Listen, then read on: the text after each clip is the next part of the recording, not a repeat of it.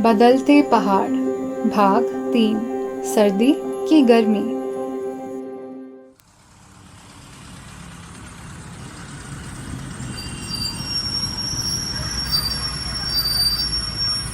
हाँ भैया, roadways station. Roadways आ जाओ भाई, हल्द्वानी वालों। आ जाओ भाई, पहुंच आ गए जाओ हल्द्वानी। हल्द्वानी वालों, चलो आ आ जाओ। जाओ सब आगे आ जाओ, सीढ़ी की चलो तरफ आ जाओ, गेट की तरफ आ जाओ। पहुंच गए भाई, हल्द्वानी हल्द्वानी। अरे यार, कहाँ बताई थी इन्होंने दुकान? हाँ, के इलेक्ट्रिक्स, तिकोनिया। भैया भैया, तिकोनिया चलोगे? हम्म। हाँ हाँ। कितना? 20 रुपया। कुछ ऊपर नीचे, कुछ गुंजाइश? नहीं भैया नहीं। चलो फिर, चलो, चलना तो है ही। चलो।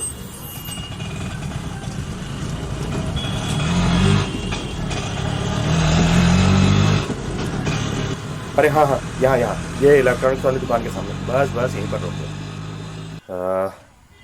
ये लो अपने पैसे। हम्म।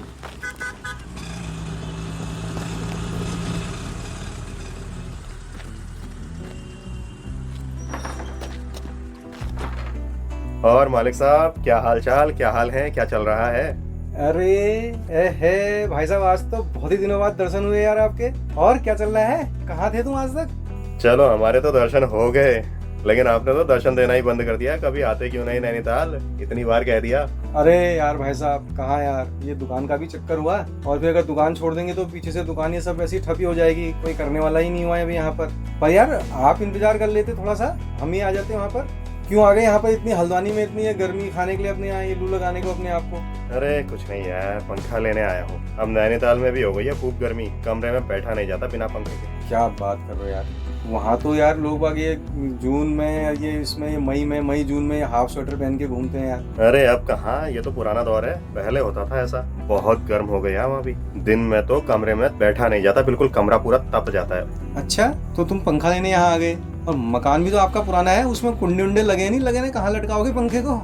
अरे ये भी तो एक बवाल है। पहले का घर हुआ, उन घरों में खांचा होता ही नहीं था पंखा लगाने का। किसको पता था पंखे लगाने की भी जरूरत पड़ने वाली है यहाँ? तो फिर अब क्या करोगे, लटकाने, वो ऊपर लटकाने वाला पंखा लोगे या साइड वाला? अरे नहीं नहीं, बुलाया था वहाँ इलेक्ट्रिशियन को, उसने ड्रिल से बोला है कि कर देगा लटकाने का इंतजाम। नहीं तो वहाँ पर टेबल फैन का इंतजाम करवा देते हैं, हल्द्वानी जितना गर्म थोड़ी हो रहा होगा वहाँ। अरे नहीं नहीं, करते ही हैं तो पूरा ही बंदोबस्त कर देते हैं। क्या पता आने वाले सालों में हो ही जाए हल्द्वानी जैसी गर्मी वहाँ भी। अरे नहीं यार, ऐसा नहीं होगा यार भाई साहब, कैसी बात कर दी आपने, इतना तो नहीं होगा। तो ये बताओ फिर कितने पंखे वो रखवा दूं फिर? चलो 3 रखवा दो फिलहाल, लेकिन हाँ बढ़िया कंपनी वाले देना, हाँ, जो कि जल्दी जल्दी खराब ना हो। तो भिजवा दोगे आप नैनीताल वहाँ? कैसी बात कर दिया राजू तुमने, तुम्हें सब भिजवाएंगे, तुम तो घर के आदमी हुए, आपके लिए तो बढ़िया वाला रखवाएंगे यहाँ पंखा। चलो ठीक है, फिर बिल भी साथ ही दे देना। कुछ एडवांस देना है इसका? अरे नहीं यार, आपसे क्या एडवांस लें यार, फिर दे देना, अभी जब नैनीताल पहुँच जाएंगे आपके पंखे भिजवा देना, ऑनलाइन कर देना पेमेंट। चलो चलो ठीक है, फिर बहुत बहुत धन्यवाद। अब चलता हूँ मैं। हाय, इतनी जल्दी जा रहे हो? अभी आए और सीधे पंखा बुक कराया और सीधे चल दिए? अरे यार कुछ मंगवाते हैं, कुछ खाने पीने का कुछ मंगवाते हैं, ठंडा ठंडा मंगवाते हैं, ठंडा ठंडा पी पा करके जाओगे आराम से बढ़िया करके।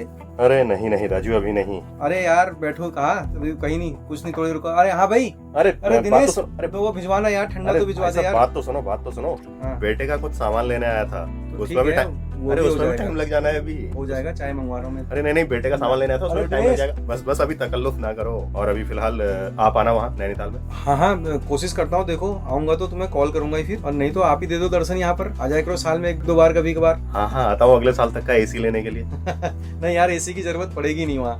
भविष्य बहुत खतरनाक है। चलो फिर, हमें तो ऐसे ही लोगों की तलाश रहती है। चलो, तुम्हारा भी काम चलता रहे। चलो फिर भाई साहब, इसी बात पर चलते हैं, फिर अभी फिर मिलेंगे। चलिए, धन्यवाद, ठीक है। बहुत धन्यवाद।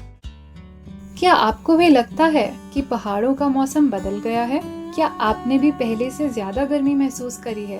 क्या आपको भी अपने पुराने पहाड़ के घर में पंखा लगवाना पड़ा?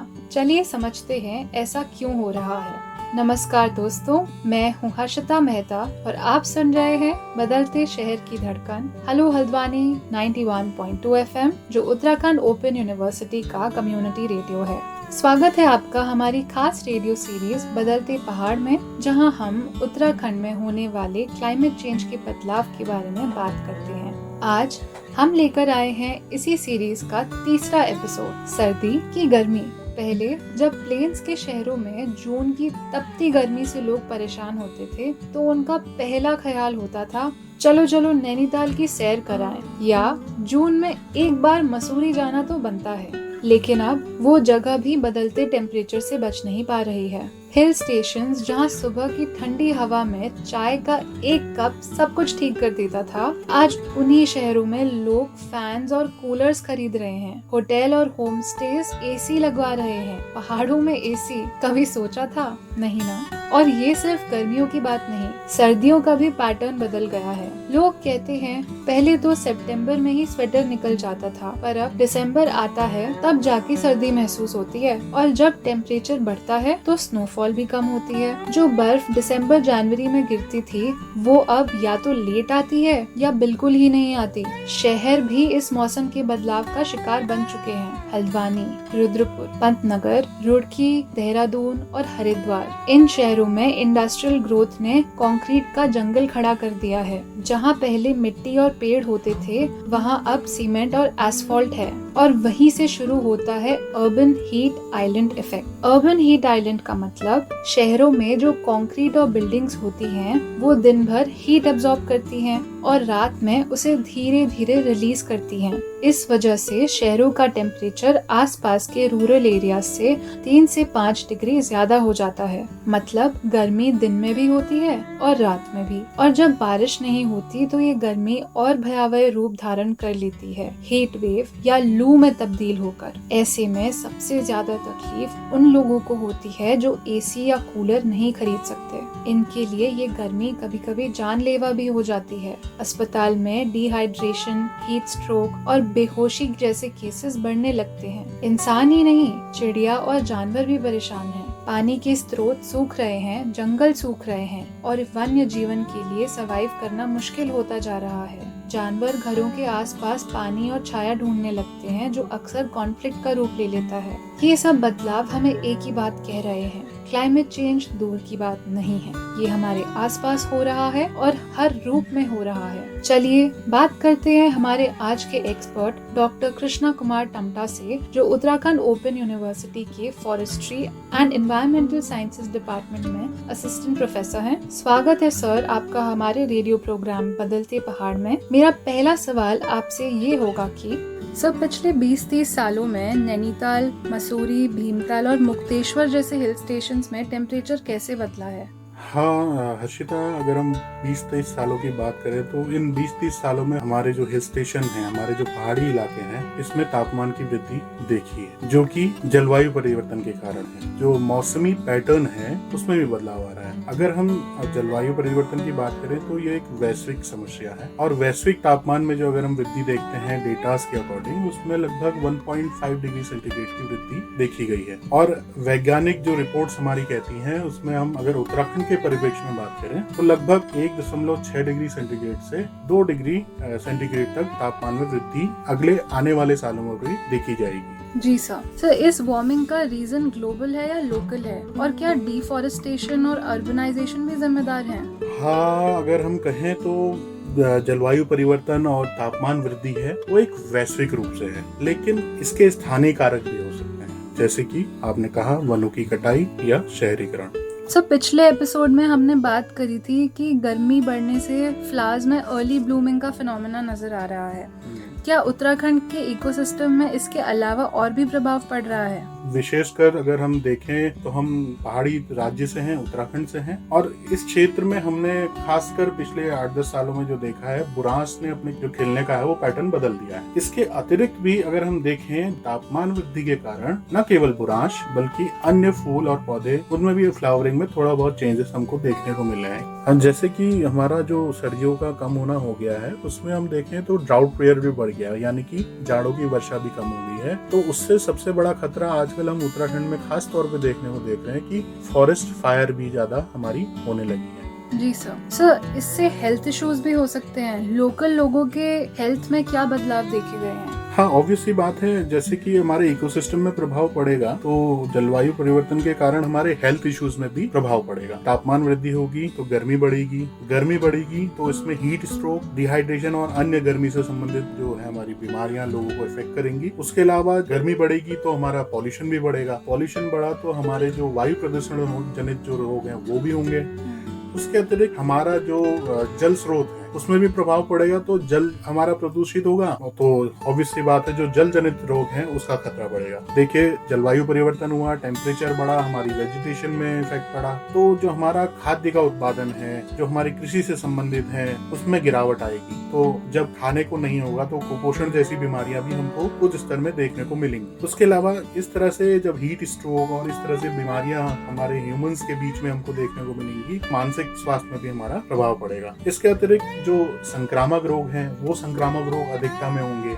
इसके अलावा स्थानीय लोगों पर जो प्रभाव की आप बात कर रहे हैं उसमें गरीबी और असमानता महत्वपूर्ण है। जलवायु परिवर्तन के कारण खाद्य सुरक्षा होगी और पानी की कमी होगी, और प्राकृतिक आपदाओं से जो गरीब और कमजोर वर्ग के लोग हैं वो सबसे ज्यादा प्रभावित होते हैं। जी साहब। ठीक है। उसके अलावा जो जिनकी स्वास्थ्य सेवाओं तक पहुंच जो कमजोर वर्ग के लोग हैं उन तक वो नहीं हो पाएगी, या हमारे अगर उत्तराखंड के परिप्रेक्ष्य में अगर हम बात करें तो बहुत रिमोट इलाके तक है, वहां तक हम किस तरह से स्वास्थ्य संबंधी सेवाओं को पहुंचा पाएंगे ये देखने वाली बात होगी। जी साहब। सर, गर्मियों का लंबा होना और स्नोफॉल कम होना, इसका हमारे ग्लेशियर्स और बाकी पानी के सोर्सेज पर क्या असर पड़ता है? नैनीताल का अगर हम उदाहरण लें, जब ब्रिटिश टाइम था उस जगह पर कहीं कहीं पर जो ऐसे गड्ढे वगैरह वहाँ पर ब्रिटिश सरकार द्वारा बनाए जाते थे जहाँ पर वो जो जाड़ों की बर्फ है वो इकट्ठा होती थी, और इतने घने जंगल थे उस जगह पर शेड रहता था, और वो बर्फ वो मार्च अप्रैल मई तक रहती थी, और वो धीरे धीरे रिस करके उस जल स्रोत में आकर के उस क्षेत्र की पानी के स्रोत को पुनर्जीवित करती है। जब गर्मी अधिक होगी तो गर्मी का मौसम लंबा होगा और बर्फबारी का समय कम होगा, तो उसका जो इफेक्ट पड़ेगा, जो वसंत और गर्मियों में जो पिघल करके हमारा बर्फ से पानी बनता है उससे स्रोतों में कमी आएगी, कम समय के लिए उपलब्धता रहेगी। इससे सिंचाई की व्यवस्था, कृषि में जो हमको सिंचाई की जरूरत पड़ती है और जो मूलभूत पीने के पानी की जो स्रोत हैं वो हमारे धीरे धीरे कम होने लगे। सर, आपको लगता है कि हल्द्वानी, देहरादून, रुद्रपुर और जितने भी तराई एरियाज है वहाँ पे हीट आइलैंड इफेक्ट जैसे फिनोमेना भी नजर आने लगे हैं बड़े शहरों की तरह? हीट आइलैंड की बात कहें तो हाँ, इन क्षेत्रों में सबसे ज्यादा उद्योग, सबसे ज्यादा कारों का धुआं निकलता है, उससे ग्रीन हाउस इफेक्ट इन क्षेत्रों में ज्यादा देखने को मिलेगा। अगर आप दिल्ली की बात करें, दिल्ली में कितना पॉल्यूशन होता है, कितनी ज्यादा हीट होती है, उसी तरह से अब आप देखें हल्द्वानी, उधम सिंह नगर, देहरादून, हरिद्वार, रुड़की, इन जगह पर आप देखें तो यहाँ पर वो जो इंडस्ट्रियलाइजेशन होता है वहाँ पैटर्न जो ग्रीन हाउस गैसेस का सबसे ज्यादा देखने को मिल रहा है, जिस वजह से वहाँ पर हीट अधिक हो रही है, और हम कह सकते हैं कि एक हीट आइलैंड की तरफ ये क्षेत्र को आप कह सकते हैं। सर, आखिरी सवाल मेरा आपसे ये होगा, हर रोज की जिंदगी में हम लोग अपने इंडिविजुअल लेवल पे कैसे छोटे छोटे कदम उठाकर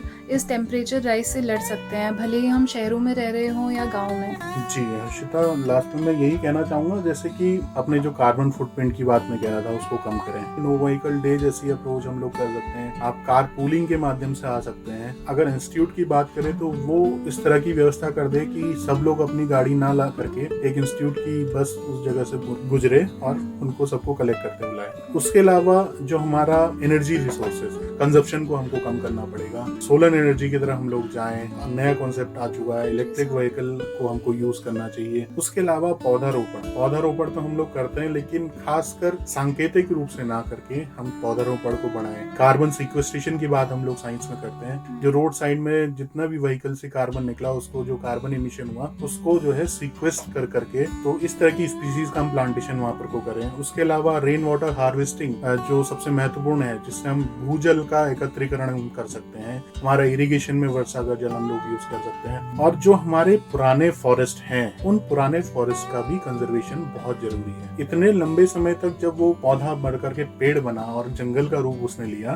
तो जितना हमारा एक यंग प्लांट कार्बन सिक्वेस्ट करेगा हमारे एटमॉस्फेयर से, तो वो पुराने जंगल जितना ज्यादा करेंगे वो यंग प्लांटेशन या यंग ट्रीज उतना ऑब्जर्व नहीं करते हैं। उसके अलावा पहाड़ी क्षेत्र की अगर बात करें तो हमारे वहाँ उत्तराखंड में सबसे पुरानी प्रथा है वन पंचायत। वन पंचायत जो है एक तरह से कम्युनिटी और फॉरेस्ट के बीच में एक परस्पर संबंध स्थापित करती है और दोनों फॉरेस्ट को कंजर्व करते हैं। हमारे उत्तराखंड का उदाहरण तो वैश्विक रूप से भी दिया जाता है कि वहाँ की वन पंचायत की क्रियाकलाप का उदाहरण दिया जाता है। तो वो अभी कहीं कहीं पर कमी देखने को मिल रही है, लेकिन हाँ, जो हम जंगल हैं या हमारे जो वाटर लेवल एरिया है वहाँ पर खाल खंतियां बनाएं, जिससे हमारा जो ग्राउंड वाटर लेवल है वो हमारा बढ़ेगा। तो इस तरह से हम कह सकते हैं कि जन सहभागिता और एडमिनिस्ट्रेटिव दोनों रूप से हमको साथ जोड़ करके क्लाइमेट चेंज है इसके इम्पैक्ट से हम लोग बच सकते हैं। जी सर, बहुत बहुत धन्यवाद आपका हमारे साथ जुड़ने के लिए। जी धन्यवाद हर्षिता, आपका भी।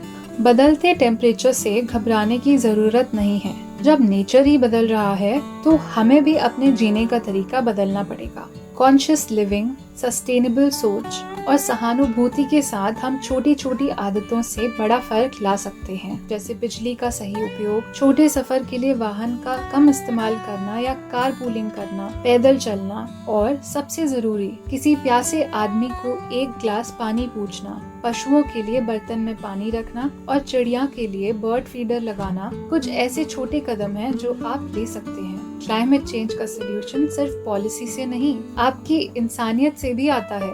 तो मिलते हैं अगले बृहस्पतिवार शाम 4 बजे बदलते पहाड़ के नए एपिसोड में। मैं हूँ हर्षिता और आप सुन रहे हैं बदलते शहर की धड़कन, हेलो हल्द्वानी 91.2 FM। तब तक के लिए याद रखिए, पर्यावरण की रक्षा एक अभियान नहीं, एक जिम्मेदारी है। धन्यवाद।